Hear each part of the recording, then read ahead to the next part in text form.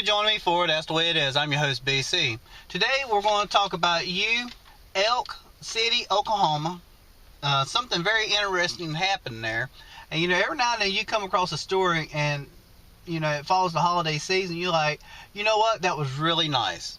That don't happen too often, but it does happen. And I'm very happy to tell a story when something like this happens. It's got some bad news, but it got some good news too. Alright, what's going on is Justin Harrell, he went to the park with his girlfriend, and they was there and they were enjoying themselves when a police officer noticed him. And I guess to the police officer, the guy looked familiar. So what he did, he called the information in, come to find out that he had 2 outstanding warrants for his arrest for, it was either bouncing checks or getting merchandise underhandedly, something to those lines. So, he asked Justin to put his hands behind his back, and what's coming after that. He gets a pair of nice handcuffs. Okay, so what Justin did, he says, Steve, let's talk about this for a minute. So, and he knows the officer's name because it's on his badge for those who wonder. It wasn't like, I don't think he really knew the officer. If he knew the officer, he would have known that, the man's going to call his information in. Anyway, so he says, I came here to the park to enjoy the day with my girlfriend, and I am planning on proposing to her. So the police officer allowed him time to talk to his girlfriend. His hands are still handcuffed. And eventually, he asks her to marry him.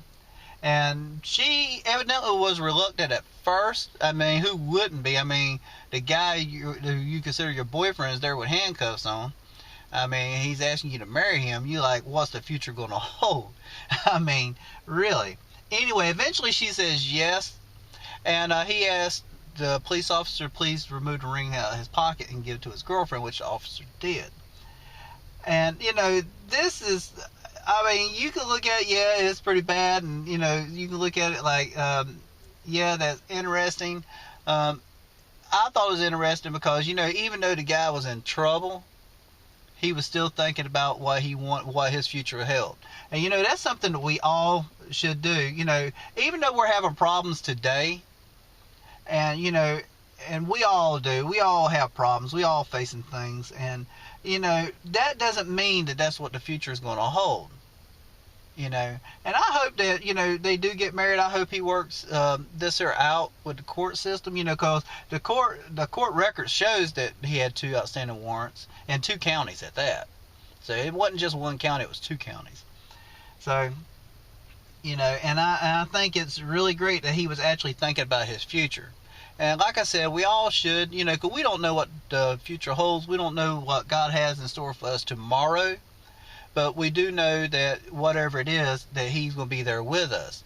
Oh, and for the record, Steve, the police officer, kudos to you, because he did not charge him for resisting arrest. For those who may be wondering, he didn't. That's not on the records that he is resisted arrest. So I thought that was cool. It's all around an interesting story.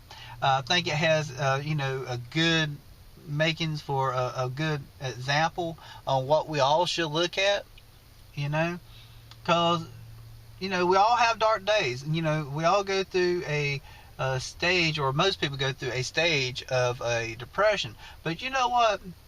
There is a light at the end of the rainbow, or a pot of gold at the end of the rainbow, and a light at the end of the tunnel.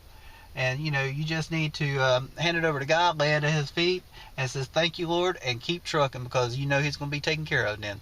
I'd like to thank you for joining me, and remember to always follow your heart. Have a great day.